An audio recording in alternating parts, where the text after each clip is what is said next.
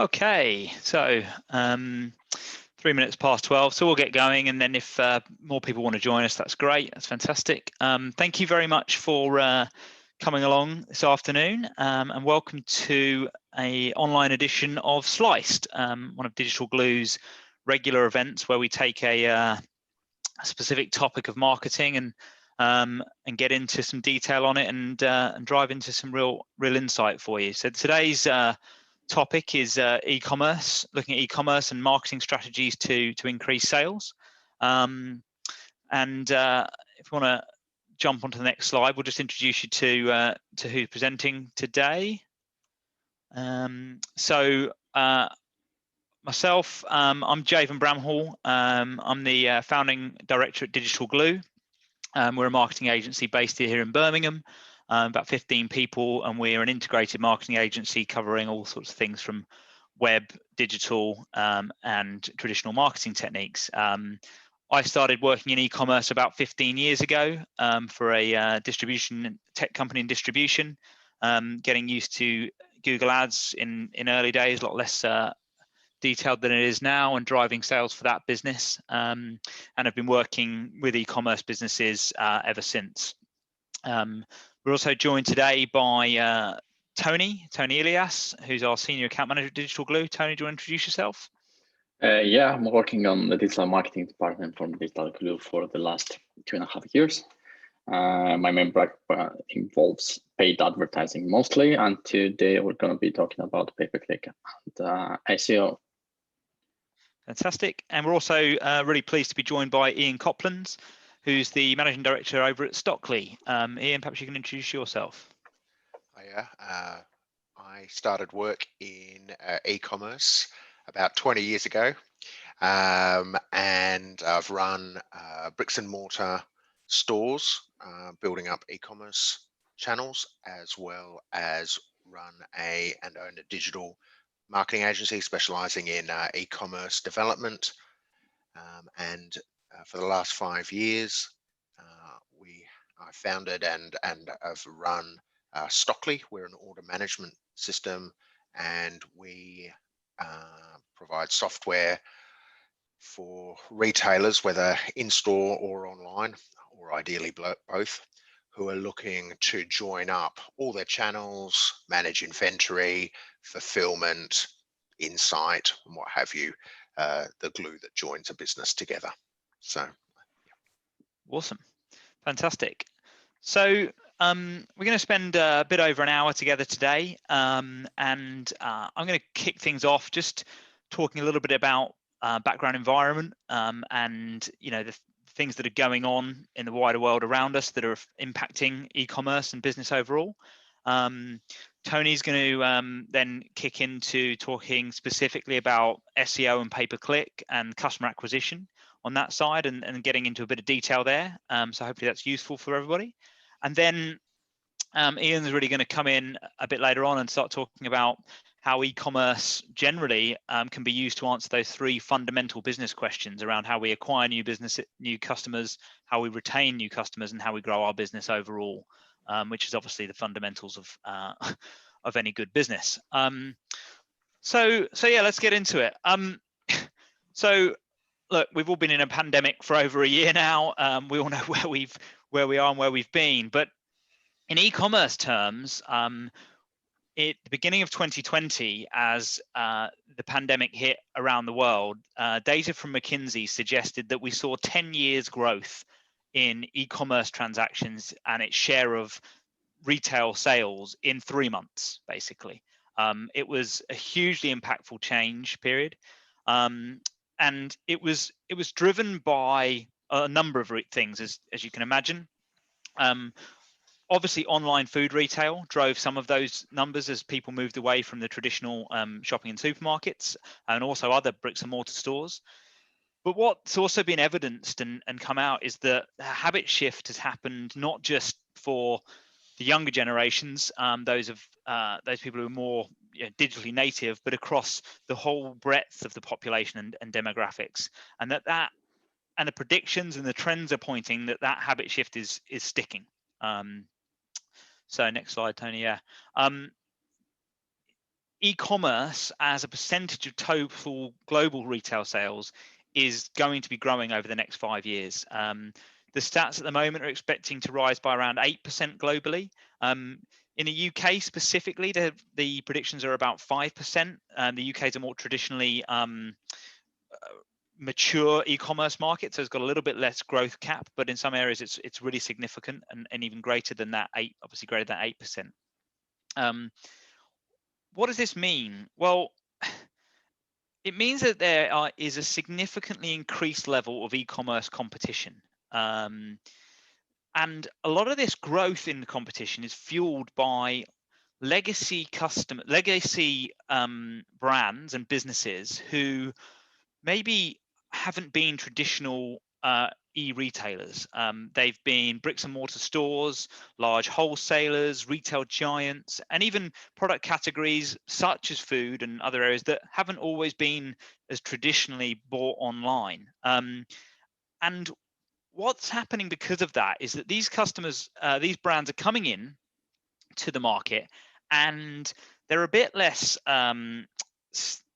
sophisticated with some of their marketing technologies as they might be. They're learning as they go, but they have significant budgets, and so they're putting that budgets into digital marketing, and they're driving up customer acquisition costs across the board.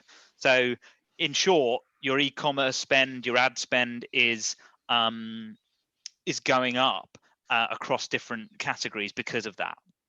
And many of those new players just also have a significant problem, and Iain is going to talk a lot more about this later than I am, so I won't take his thunder, but they've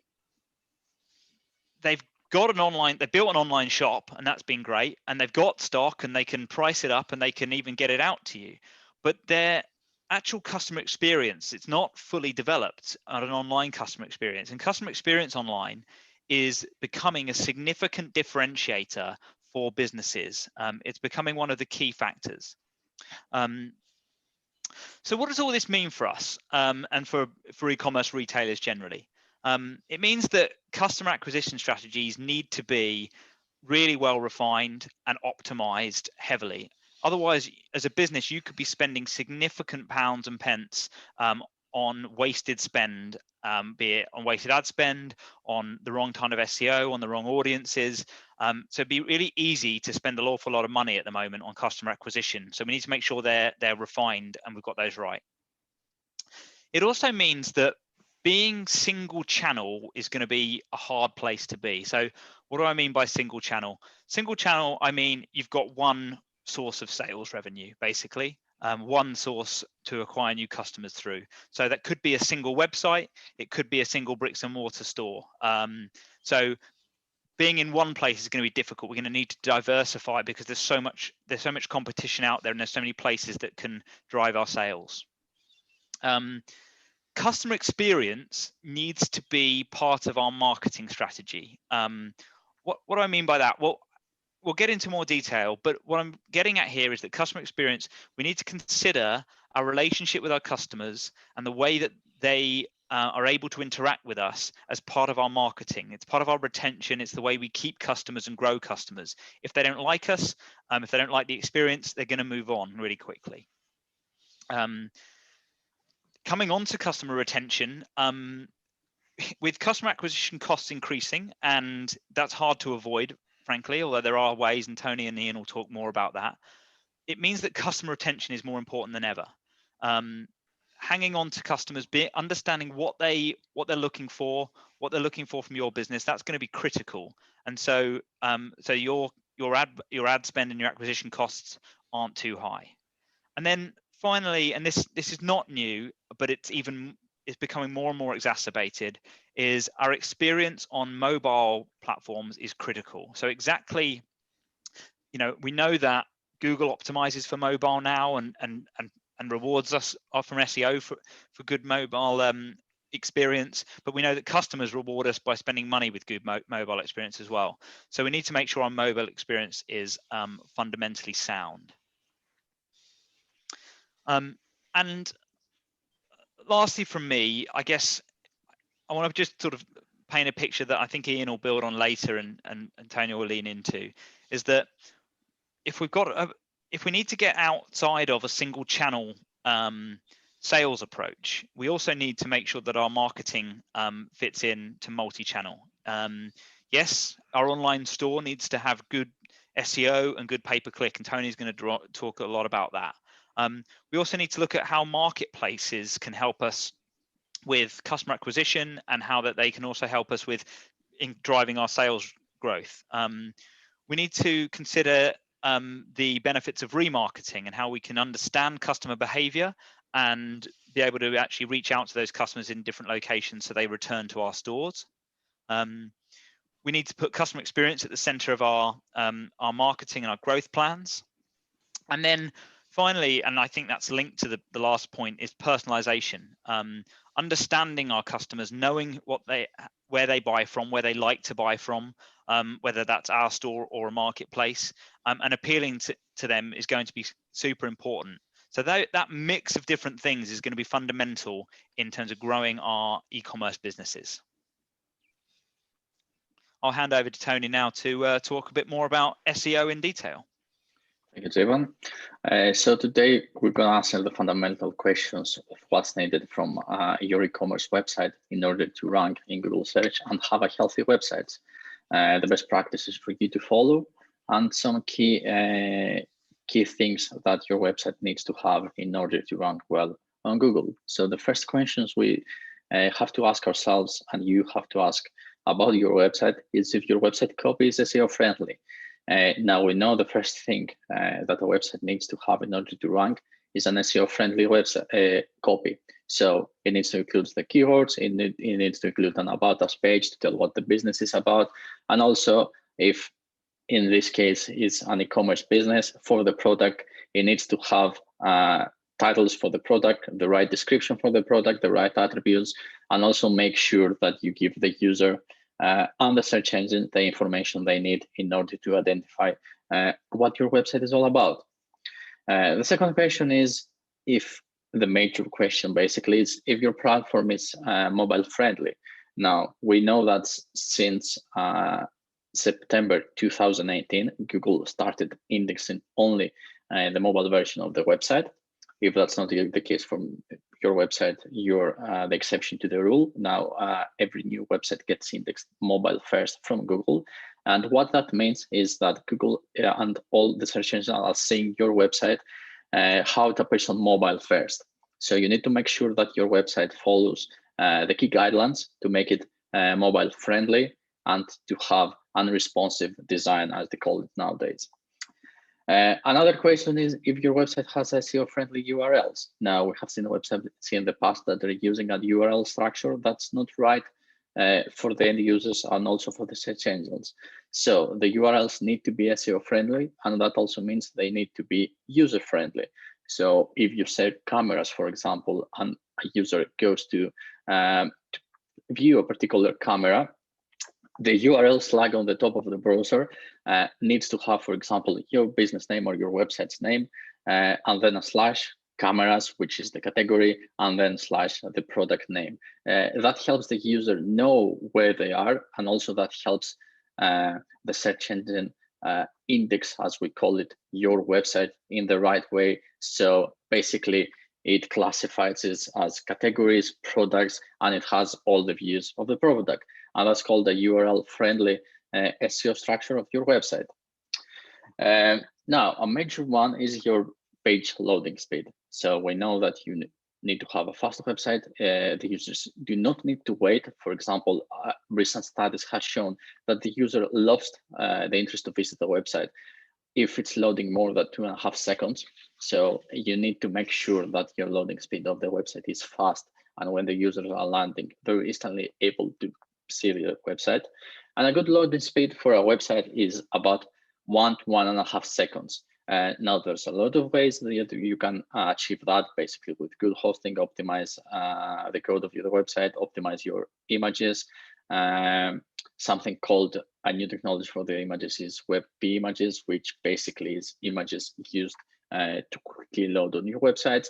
And you might use something called a content management system, which is basically your website served from multiple servers across the world, depending on where the customer is based. So that's another major thing you need to look at, your website's loading speed, and make sure it's lower than 2.5 seconds. Another thing you need to ask yourself is if you have a product feed that it's optimized for Google. So we know on your website you have all the products are uploaded into a feed, and that feed gets translated from search engines, and they're able to see, read, and show those products to the right users. So you need to make sure that you have the right titles, the right description, the right attributes for those products, the right stock values, right prices, and right everything else to make them appear on search engine results.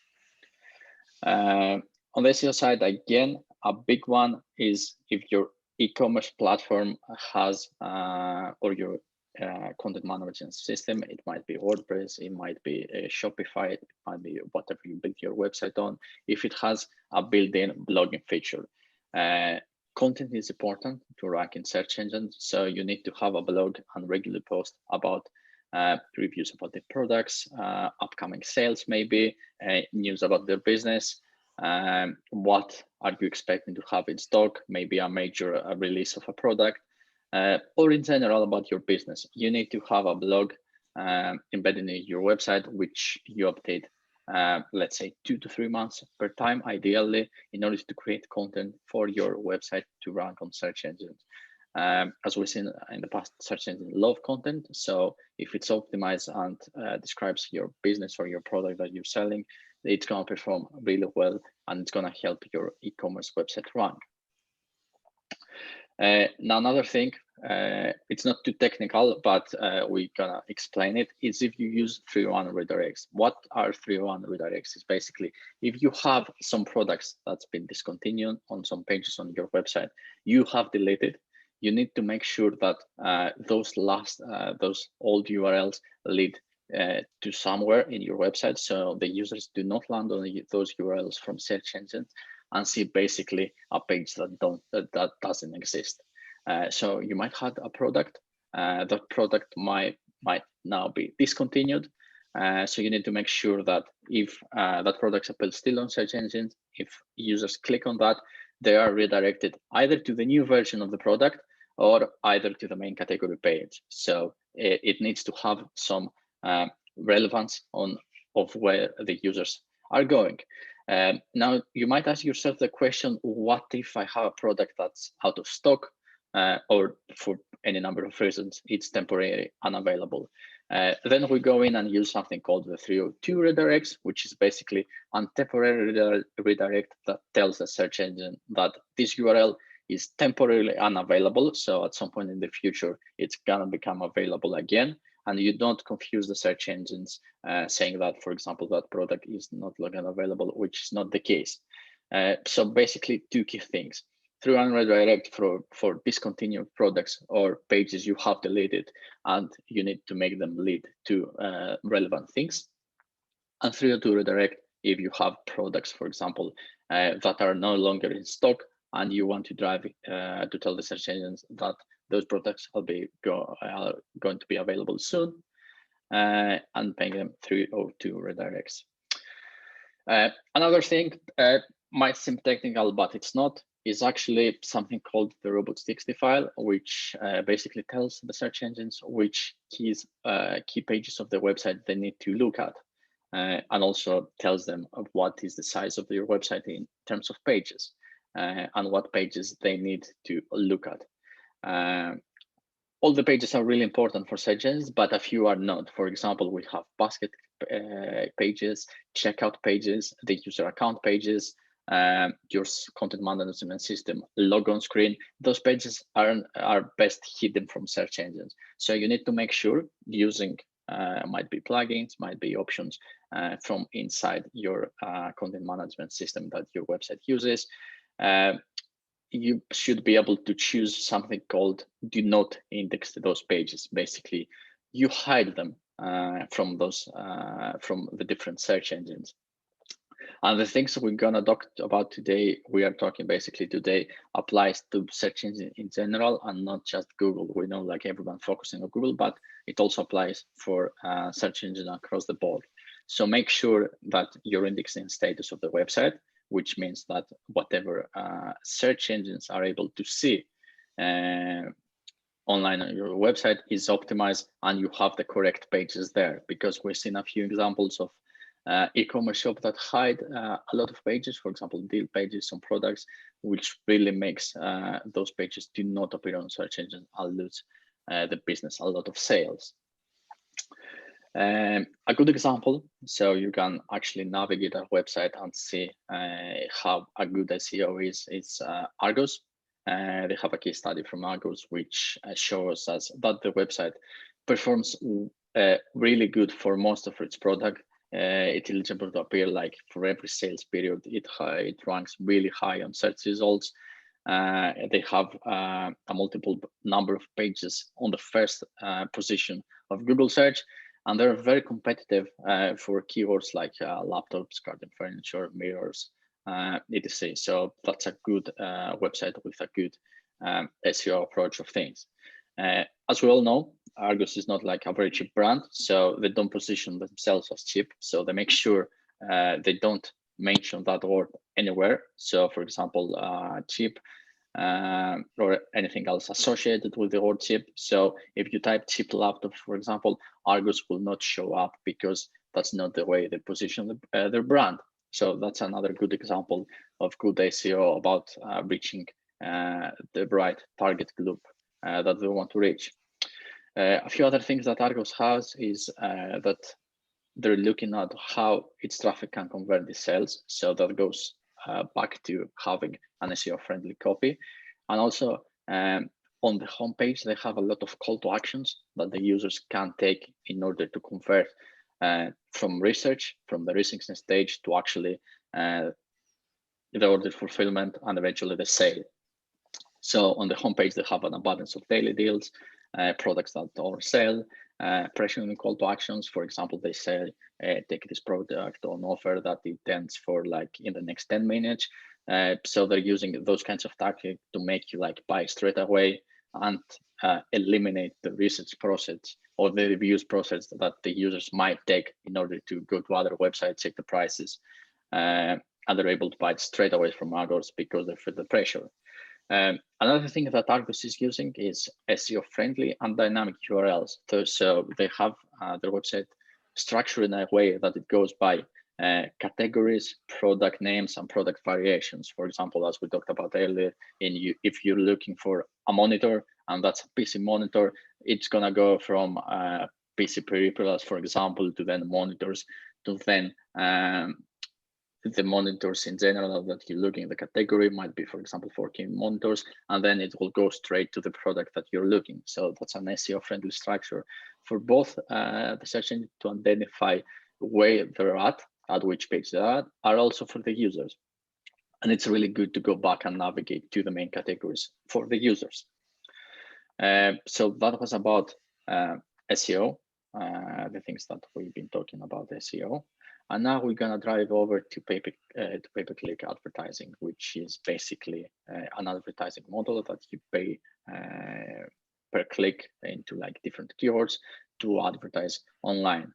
And as we did with SEO, we're gonna answer some important questions that you need to ask yourself and some key things that you need to follow in order for your pay-per-click strategy to work, because we have seen in the past that people have lost their trust into pay-per-click advertising because without following the right and without doing the right things, it might get really expensive without actually getting somewhere.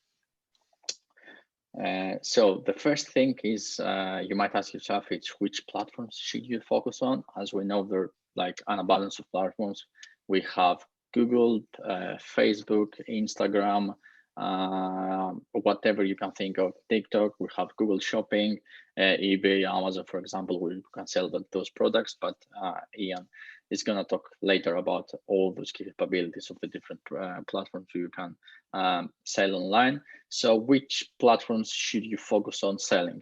Well, in order to answer that question, you need to ask yourself, where is your target customer based on? And then start trying to take advantage of that target groups and those networks and start optimizing your pay-per-click advertising strategy to sell on those platforms. It might be, for example, Google Search, Google Display, Google Shopping, and then Facebook and Instagram Shopping. That's absolutely fine for your business. The right things that work today is a multi-channel approach, but in order to start, you have to start from somewhere. So you might start from a small number of platforms, and then you can expand your business to a bigger number of platforms and make your products available everywhere. And that leads us to the question, like, if is your CMS, the content management system that your website is using, link to a social media store? So we know that social media networks have a store functionality right now. For example, Facebook, it has a Facebook store that you can buy the products straight from Facebook. Instagram has the ability to tag products. And for example, if you see a picture with someone wearing a t-shirt, you can click on the t-shirt and buy it straight from Instagram. So that's a functionality called a connected social media store. Most social media, most content management systems have the abilities built in to connect to the stores. A few of those might have might be like a few configurations needed, but most of them offer the ability for you to connect with different social media stores and create something called shopping ads. So basically, it's ads targeted to the right customers and be able to straight click the product, see the product, and buy it straight from social media. Another thing is if you're using shopping ads. Now, shopping ads can be on Google Shopping, can be on Facebook Shopping, on Instagram Shopping. We also have Pinterest Shopping. It can be like literally anywhere. So for that to work, you need first to have a really good optimized feed, as we talked about before in the initial questions. So you have to have a product feed, which makes the product eligible to appear basically in shopping ads. Now for Google, you have to have something called the Google Merchant Center. For the social media, you have to have your CMS connected, as we talked about, to a store. And then you're able to show shopping ads to the right users. Users are able to buy straight the products from that one. And the shopping ads, it uses the images, the attribute, whatever you have on your website. For example, if you change the product title in your website, that's automatically going to change in your different social media or Google, so you don't have to change it like multiple times across the board. And with that one, users are able to navigate through different pictures, product descriptions, compare it and buy it straight away from your shopping advertising.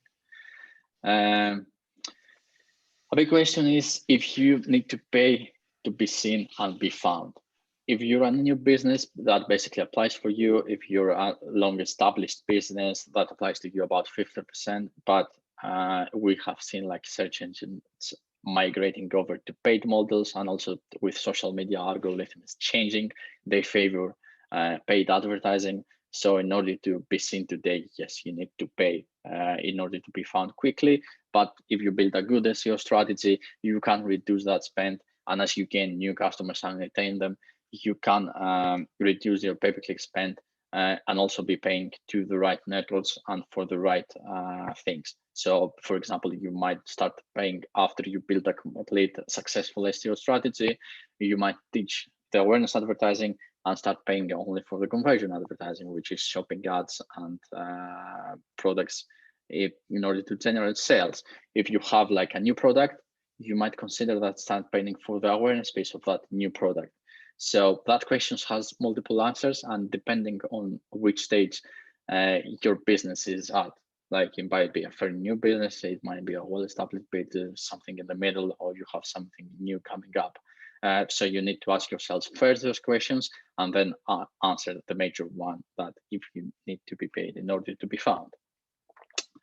A major question is why you should do remarketing. Well, the beauty of remarketing is that it's really cheap and it really converts. So imagine you as an end consumer, you're going around browsing different products, and then those products are following you into the different websites that you visit, and all of a sudden you have an offer saying free shipping or 10% off to the product that you really wanted, you really researched about the last few days, so you go ahead and you buy it. Now, those products that follow you around everywhere, the impressions are free, but if you go to buy it and you click it, you pay for it. So you only pay for the clicks that actually convert into a sale. So remarketing, advertising is a major thing you need to incorporate inside your overall pay-per-click or digital marketing strategy, because it actually works, it converts, and it is really cheap for your business.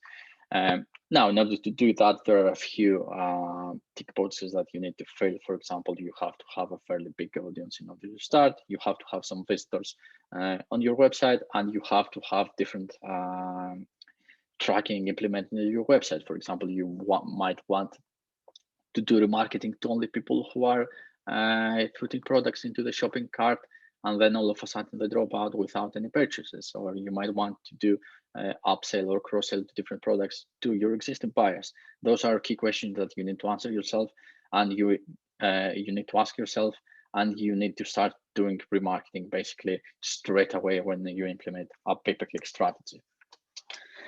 And the major question that we have to answer in the end is if it's worth the investment. And the simple answer is if it's done correctly and you have a really great pay-per-click strategy, then yes, it's worth the investment, because it's gonna get you results and it's gonna get you a really great return on investment. In order for this to happen, your strategy needs to be really targeted. You need to know your target group. You need to know the networks that you're going to be advertising, and also you need to know really well your competition. And yes, eventually, we've seen examples of pay-per-click strategies starting working for the first month. We've seen examples of a pay-per-click strategy starting working after the first 3 months. So the mature period for every pay-per-click strategy is around 90 days. So don't be afraid to try it and give it a little time for it to work. But if it's a good pay-per-click strategy, it will start working straight away, and it will start producing results for your business and a good ROI to what you're spending.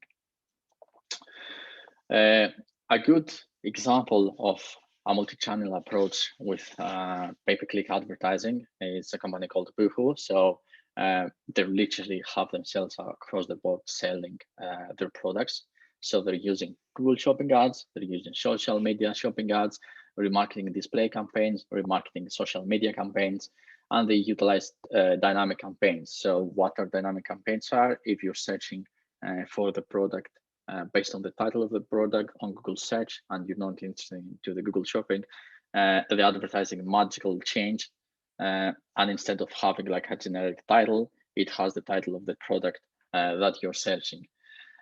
So the sole focus of the marketing agency that was assigned by Boohoo to create their strategy was to increase profitability and constantly testing different ROI models, as we said, like a multi-channel approach, and a result to identify which networks provide the best ROI for the business and where to focus mostly for the different range of products. Now they have a massive range of products, so they're using different networks to promote different products and different range of products.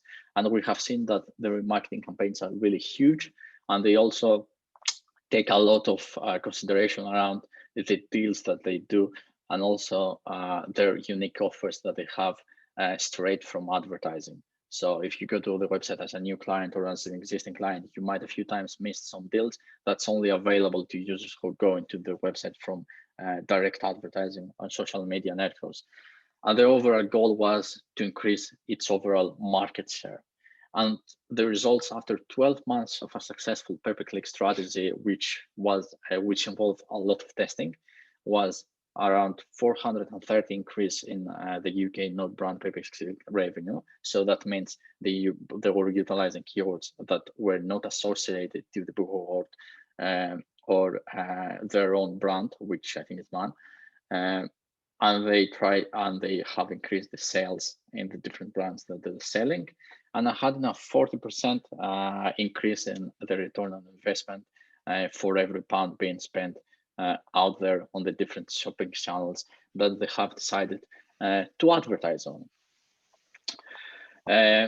Now we're gonna reach a conclusion here that says like which one of SEO and pay-per-click, because we worked we mentioned both of those. Should you focus on? What are the benefits of implementing both, and basically how to identify what channels gives you the best ROI. Now, the first questions, what should focus more on is, again, where your business is positioned. So if you're a fairly new business and you want to be found fast, you need firstly to invest on pay-per-click, a little investment on SEO, because that's going to start kicking in later. So you need to get found quickly. Now, if you're an existing business for which has, for example, a really good pay-per-click advertising strategy, but you're nowhere to be found in the organic results, you need to focus more on the SEO strategy.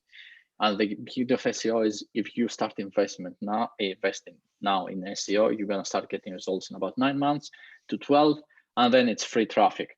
You of course need to constantly optimize, because as we know, things constantly change, like every 1, 2, 3 months, Google algorithm gets updated, and we have not to start again, but to follow the best practices from Google in order to be eligible to maintain those positions or increase them.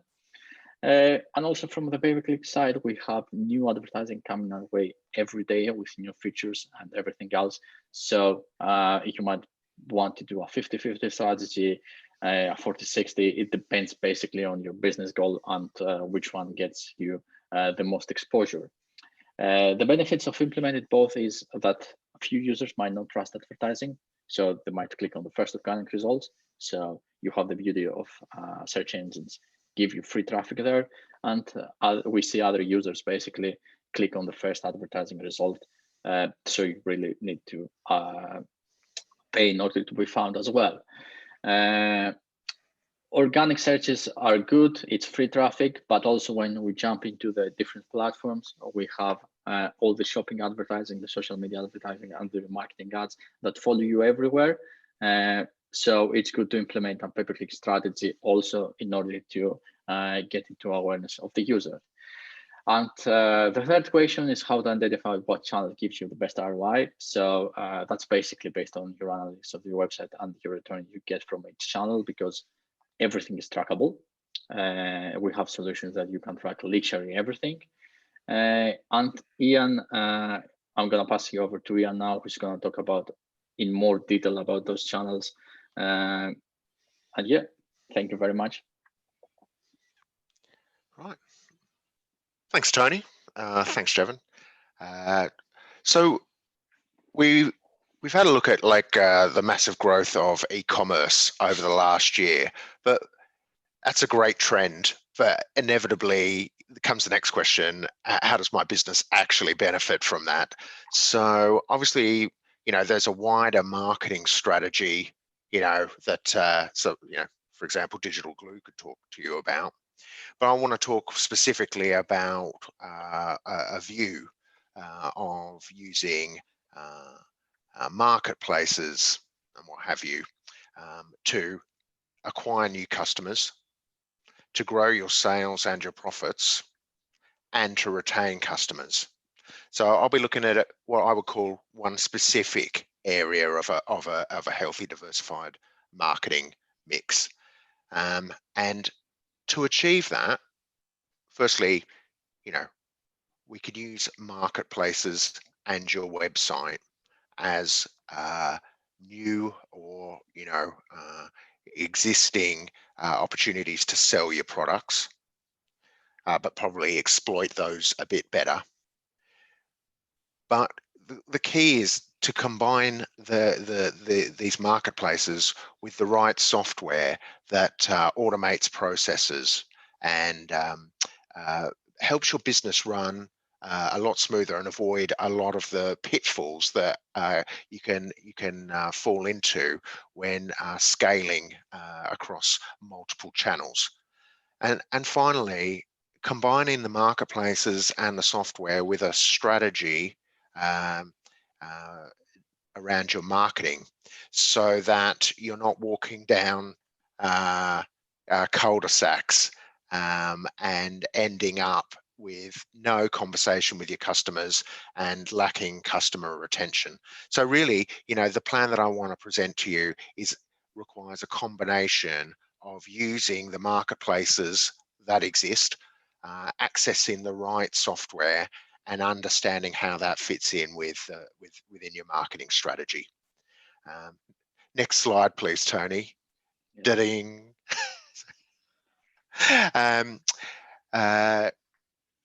Look, one of the big changes in the world of e-commerce has been a move away from siloed marketplaces to a very much a joined up approach. And the joined up approach we call these days a multi-channel marketing strategy. Amazon, eBay, Google Shopping, they're just 3 channels. What they do provide is huge footfall and points where we can list our products without having to worry about the question of how do I attract customers. Luckily, these guys spend billions, literally, on attracting the customers. So how do we exploit those marketplaces? How do we connect them to our website? And if you're, selling in store as well, how do we join up the bricks and mortar? And how do we really create a joined up approach so that rather than spreading ourselves thinly, we're actually creating a picture that works together and answers the fundamental question of how am I going to attract new customers and how am I going to grow my profits in the long term. Okay, so those platforms are great. Where a lot of businesses, I think, sort of face a real challenge is you think, okay, I'll add on a new channel. Great. So now instead of just having a website, we're selling on eBay or Amazon or Etsy or not on the high street or wherever it might be. But suddenly now we have to manage in your inventory across multiple channels. You're getting sales orders coming into multiple channels. You're getting orders that need fulfillment from your couriers from multiple points. And suddenly, instead of just handling a website, you're handling eBay and Amazon and your website, and you're starting to duplicate and triplicate all the work that's required. And what does that result in? Increased labor costs because someone's got to do all this manual work. A lot more manual data entry, and where you get that, you get data errors and a lag. Now, it's great getting your stock in that you want to sell, but it's got to be listed on the channels for you to actually be able to sell it. So, and that's what we talk about in terms of the manual data entry. Stock coming in, that actually getting it on without any errors, pricing errors, description errors, all those kind of little things. The time it takes to actually add your inventory on ready to sell, all of that adds up to lost sales opportunities. But of course, then the flip side of that is you're constantly attempting to paint the fourth bridge in that you've got the products on, now they've sold, now you're out of stock on one channel because you haven't had a chance to update the inventory across your multiple channels, and now you're selling items that you're out of stock on, which results in unhappy customers, and of course, has consequences with the e-commerce channels you're selling on. So you can't just approach e-commerce and say, great, I'm just going to launch on Amazon, eBay, my website, etc. Actually, you need the right software combined with those marketplaces. Now, often people then say to me, okay, those marketplaces may have a lot of traffic, but the margin I make on the sales on Amazon or what have you, where they charge, say, 18% sort of rate for a sale, that reduces my margin to the point where it doesn't make it worth the effort. And I understand that, but if we are thinking very specifically about answering questions of how do I acquire more customers, then the marketplaces have a real role to play. So when you make a sale on a marketplace, essentially what we're doing is acquiring a new customer. Yes, your margins on that sale are lower, but You only pay when you acquire the customer. Now, if I reference back to, say, Tony's, pay-per-click, that is a pay-per-click model where you're paying for a click to visit the website. Now, in terms of getting your products out there and getting more eyeballs on your products, that can be hugely powerful. I mean, for our business, for example, that's probably the cornerstone of our marketing strategy. But if you're selling products and you have stock, now the stock is a cost. The question is, how can I leverage the maximum value from the stock that I hold? Well, I could take my one item that I hold and, live in a silo and have it, for example, just on my website or in my shop, and wait for someone either to come to my shop or my website and sell it. Or I could take that same item and list it across multiple channels, massively increasing my access to the market. And even start utilizing things like eBay's global shipping program, where they will list your item globally and handle all the customer service, the translation, the transaction fees, and indeed the international shipping. And suddenly that one item of stock is seen by huge multiples of possible customers. And yes, you do pay a small margin for that, but you start to answer the first question: how can I acquire new customers? And you're going to do that by leveraging your stock and posting it across multiple channels. So great, we've now made a sale. We've acquired a new customer. What happens next? Okay, so without the right software, we're back at the place where we've got no real way of managing the sales orders, the fulfillment, and the customer care. But with the right software, the software for a start will capture your customer data from your e-commerce channels. Yep. Now, if we've got that data, we can start communicating with customers and migrating them from that channel. So they've bought from you for the first time on eBay. They don't know who you are, but with the right marketing and the right conversation, we can migrate that customer towards your website. Now, your website, you sell at higher margins, and you can own that customer for a lifetime, giving you a high lifetime value. So it is about a plan to A, get your products in front of the right people, make sales and acquire customers, and then manage that customer so that they migrate from that one-off purchase on eBay, where they could buy from anyone, through to your website, where they build up a relationship with you as a business. You sell at higher margins and you own that customer for a lifetime. Now, how do we do that? Well, the simplest thing is you insert a flyer into the packaging that goes to a customer, and advertises your website with a discount to incentivize them to visit you. But moving beyond that, there is a whole host of direct marketing and digital marketing communications that you can engage in, because you've now got the customer's details. And you've got a perfect opportunity. You've ideally delivered the product they want. They're happy with the service and the product. So now there's some trust, and now you exploit that and look to maximize the value from that relationship.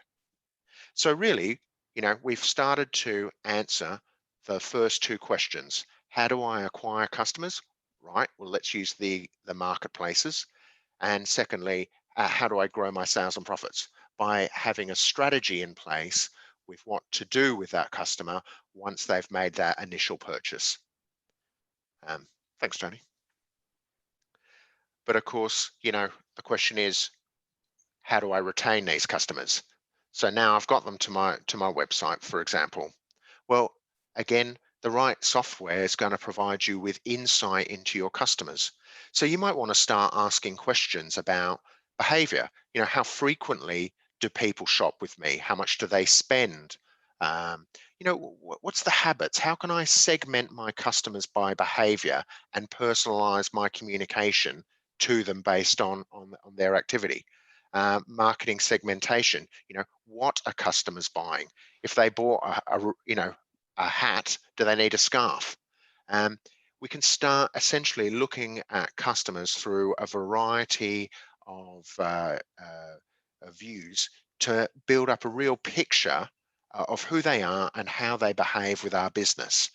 And ultimately, it's about personalization and relevance. So the communications with the customer mean something to them and enhance their relationship with you, and ultimately drive more spend with you.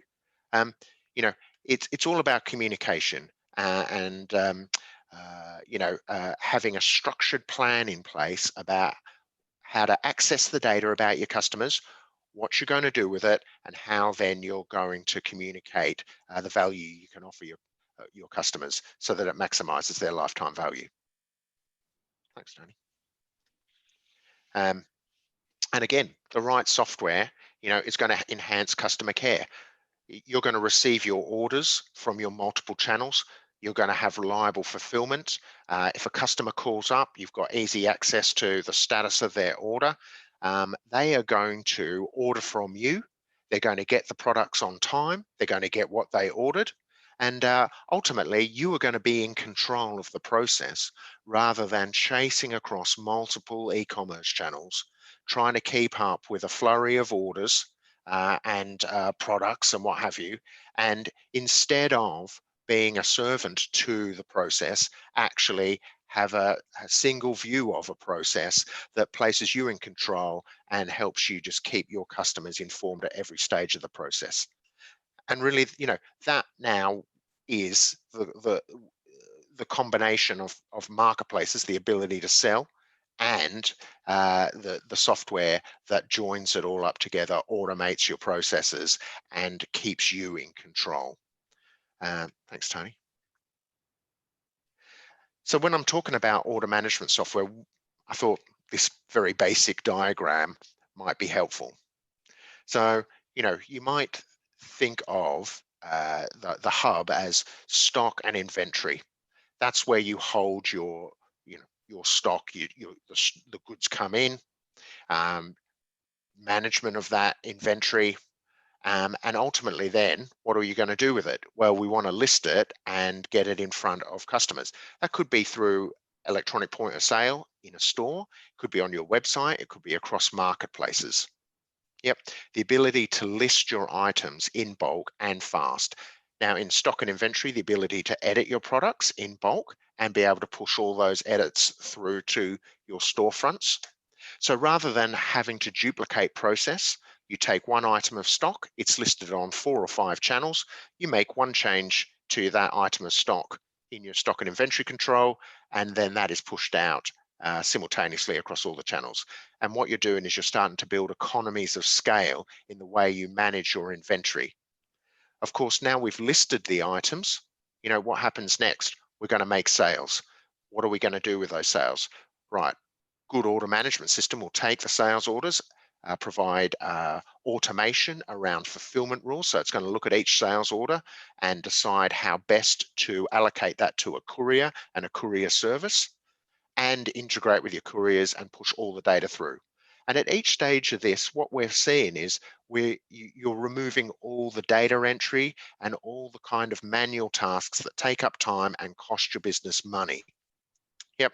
So really, from a point of the goods, being, sending out a purchase order, the goods coming into your warehouse, being able to list them, manage the sales orders as they come in, and then push them out through your couriers, the right software is going to automate all those processes for you. And of course, out of that comes your reporting and your customer insight. And this is, again, we referenced just a few slides ago, the ability to segment your customers, understand them, and personalize the ongoing communication with them. And really what you should be looking for in the right software is something that is going to help you manage each of these key areas of your business, but most importantly, bring it together in one view that's going to enable you to be in control rather than chasing around on multiple sites. Thanks, Tony. So, I mean, look, just kind of bringing it all back together again. If we have a look at the customer life cycle, in the top left, it starts with, marketing. I've got my products. I want to get people to view my products and buy them. In this case, we're going to look at e-commerce channels because they exist, they're easy to access, and we're going to leverage our stock and sweat the value on that and use that essentially to acquire our customers. I make the sale. That's great. We want all the sales orders coming into a single dashboard. We want automation around the rules and how we assign those sales orders to different couriers and courier services so that it's not a manual process, because it's all right when you're doing 30 orders a day, but when you're aiming for 100 or 1,000 orders a day, you can't be allocating sales orders manually or typing that information into couriers. So we want to automate that process. Now comes the fulfillment.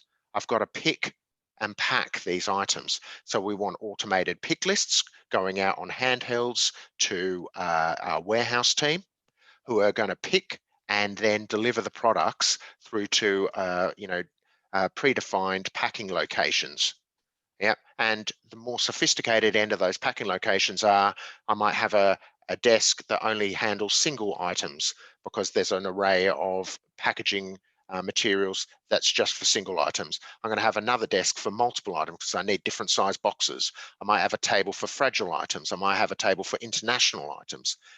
What we're doing here is we're automating that fulfillment and the pick and then the pack so that we're maximizing the efficiencies in your business. And as you grow, which is obviously the goal, in growing our sales, then even the small efficiencies start to add up with increased profits.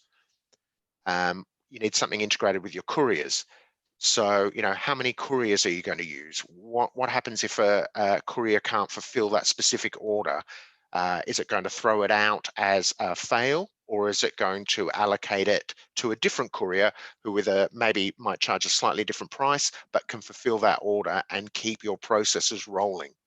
Of course, when you're automating these and you're gaining your efficiencies, you're more efficient at meeting the marketplace rules. So for example, if you sign up to Amazon Prime, and you're going to fulfill by yourself, you have to fulfill those orders within 24 hours. If you don't fulfill those orders within 24 hours, you're going to lose your Prime status. And something like 70% of business goes through Amazon Prime on Amazon. So, there's real benefits to being, accepted into those programs, but there's also requirements about, how you fulfill your products.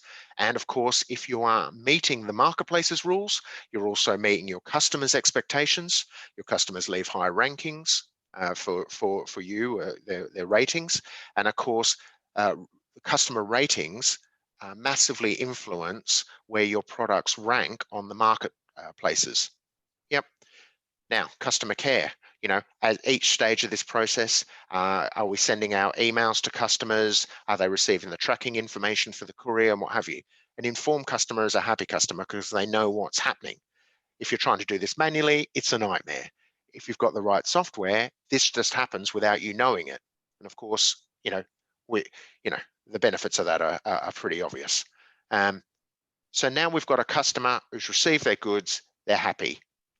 And we start essentially this process again, but now it's about the migration. It's the building of trust. It's using the customer insight. It's mining your customer data to personalize the messages and migrate those customers who've had that one-off experience with you through to your owned website. And this is where the value of having your own website that has a great user experience really comes into its own, because you've invested in your stock. You've invested in the software to run your business. You've invested in making sales on the marketplaces. It's all leading towards this point where you can now differentiate yourself from the market through an excellent experience and retain that customer and build that lifetime value in the customer, selling at higher margins, of course, over many years. And where do you get to next? So now you've got a customer coming back, you have world-class fulfillment, world-class customer care, and your customer really has no reason to go and shop anywhere else. Something like 70+% of sales on the web occur through sites that people have already visited.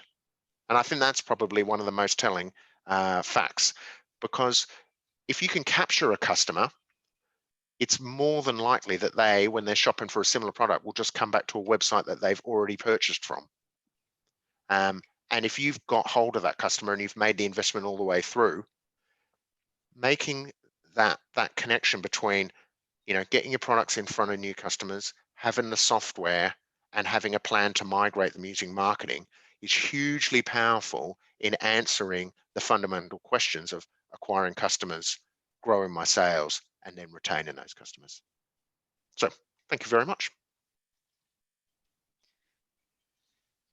Thanks, Ian. That's really interesting. We've had a few questions online, which I'll come up to in a minute, but I just wanted to wrap up really, because obviously there's been a huge amount of information we've gone through there. So Tony, if you want to just drive on to the next slide for me. So I guess one of the big questions when you've got that much information at hand, and as Tony alluded to in quite a few instances, which of these things are you going to spend your time on?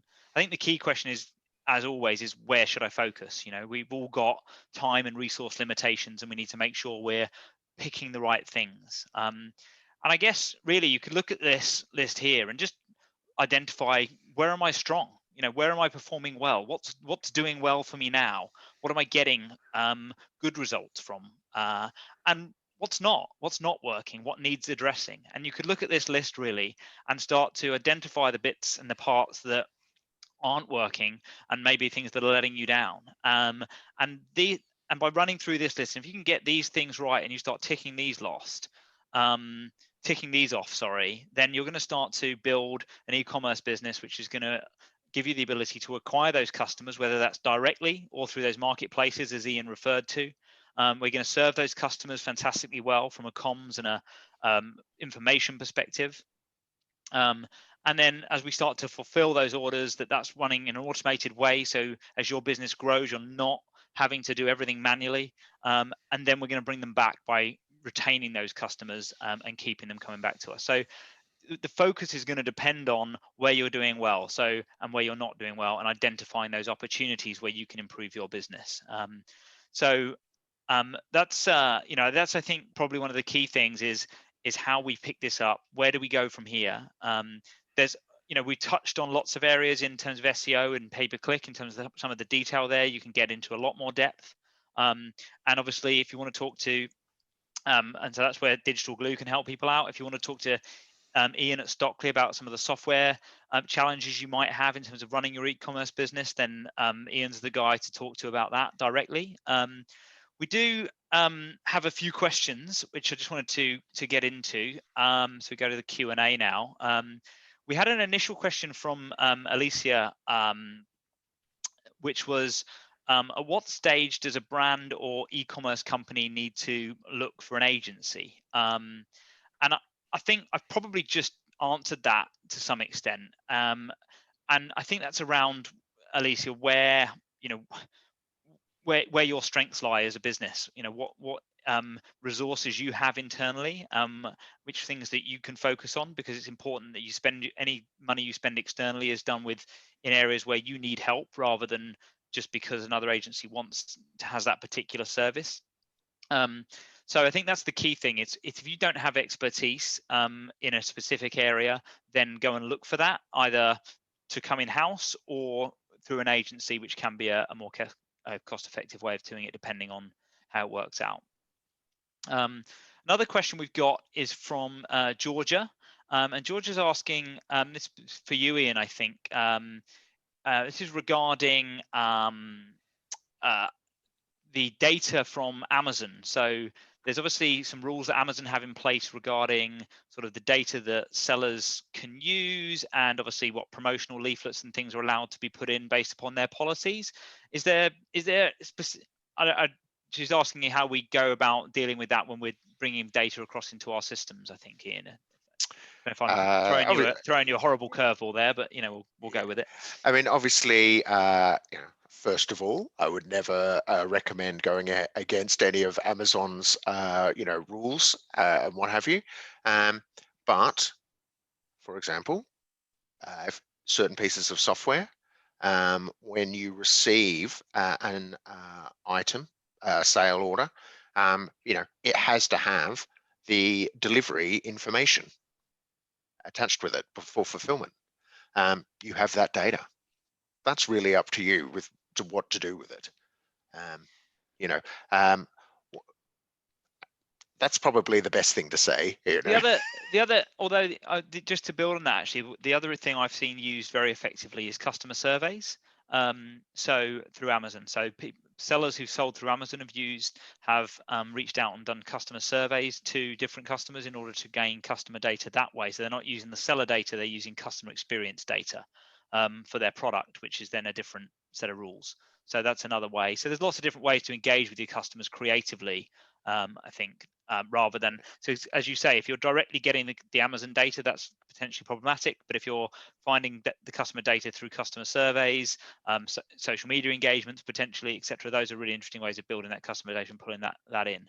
So hopefully that answers that question, Georgia. Also for you, Iain, another question from Manish. And he's asking around, I think this is around the stock level push out to multiple marketplaces. It's around, can this work for a drop shipping business model if they don't hold stock? So I guess there'll be plenty of businesses who, wouldn't have all the stock. They'd have that from a separate supplier, for example, that they'd pull in. But I guess they'd list it as stock. It just wouldn't be in their own warehouse. Absolutely. I think the real advantage of the right software is that there really is no limit to the number of products that you can list and manage. So, I mean, look, I can obviously talk more in detail about Stockly, but we have customers who have feeds from their suppliers. That comes straight in through the API, so it can be managing their inventory levels and pricing. Those products are obviously pushed through to e-commerce channels.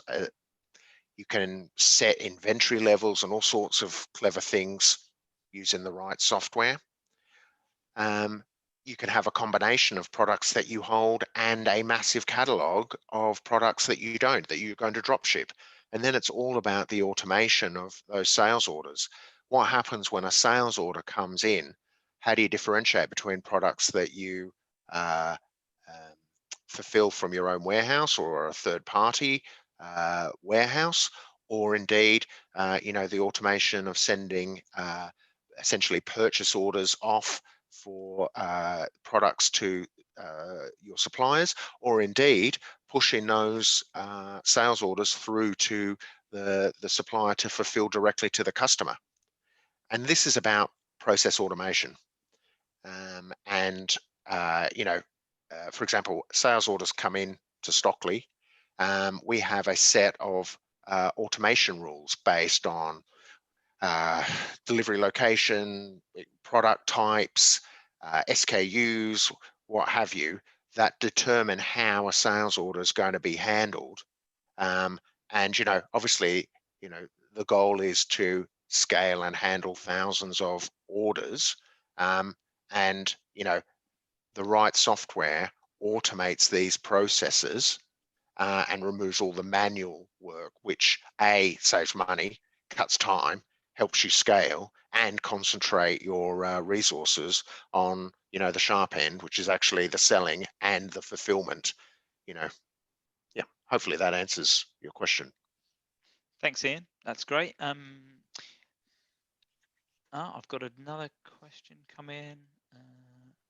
Sounds good. Okay, so we're going to. So I mean, yeah. To follow up on that, I think that does answer the question. So Manish, thank you for that, Iain. I guess if you've got any other questions, then feel free to put them in the Q&A box now. If you'd like to pick up a conversation directly with Iain regarding Stockly and any other questions about the order management systems and his experience there, then please feel free to get in touch with Iain directly on LinkedIn. there'll be a LinkedIn profile on his slides that Anika is going to be sending around after the event.